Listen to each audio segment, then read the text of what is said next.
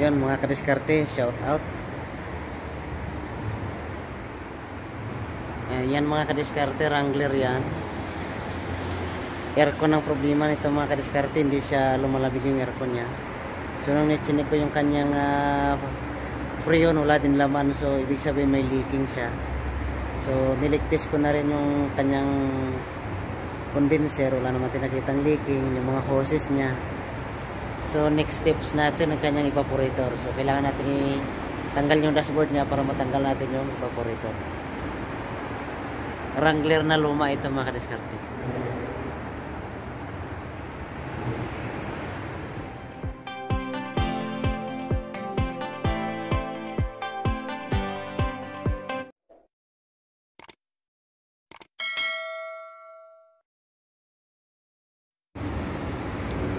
Nalik test ko na rin ito dito, parang wala naman siyang nakitang leaking kanina.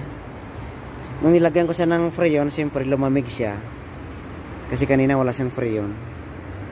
So na-check ko na rin ito mga hoses dito, wala tayong nakita mga problema, mga leaking. Kanyang condenser dito na-check din natin, medyo luma na rin siya pero wala akong nakitang leaking. So kailangan natin na double check din yan bukas. So ito rin ang isa, ganon dito mga kadiskarte. Ito naman ay wala rin siyang lamig ang aircon.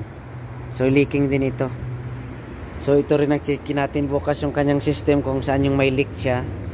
Kasi mga ganito, kasi mga malilit na leaking lang ito mga kadiskarte. So ito yung ating machine na ginagamit natin.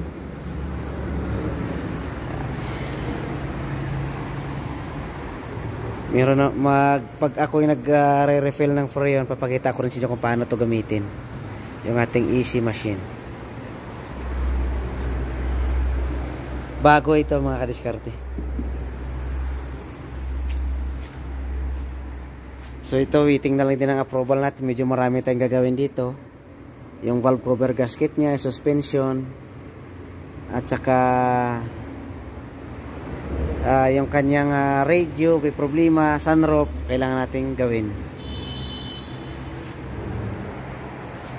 So ito, ano to, kilala ko tong customer na to, kahit anong i-request mong parts dito, yun, papalit talaga siya. Mayaman si Lolo. So bukas na natin ituloy yan. Ang gulo ng toolbox ko.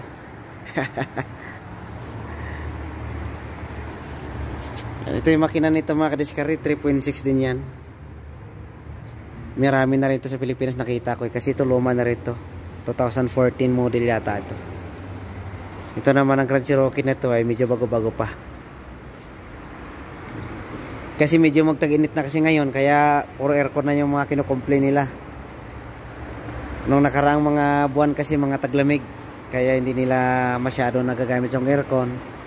Kaya nung gagamitan na nila ngayon, ayan, medyo na ninibago na sila dahil wala nang lamig.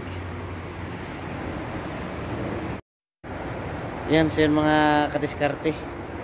Waiting na lang tayo sa mga approval nito kung ma-approve o hindi. Kasi mahirap din kasi mag-checking ng mga ganito. Hindi rin siya ganun kadali. Pero sa mga veterano na, sisiyo na lang yan. Medyo marami na rin kasi tayong ginawa ngayong araw. Hindi tayo naka-vlog ngayong araw dahil nakabantay sa atin yung mga customer. Siyempre hindi naman tayo pwede mag-video pag may customer. Pero pag wala, okay lang. Dito naman kasi sa akin, okay naman mag-video, wala problema. Paalam naman ako. Ang problema lang dito yung mga customer natin. Yung iba naman customer, okay lang mag-vlog sa sakyan nila. Yung iba talaga, lalo na yung mga hindi natin kabisado ng mga tao. So medyo tagilid tayo. So yun mga kadiskarte.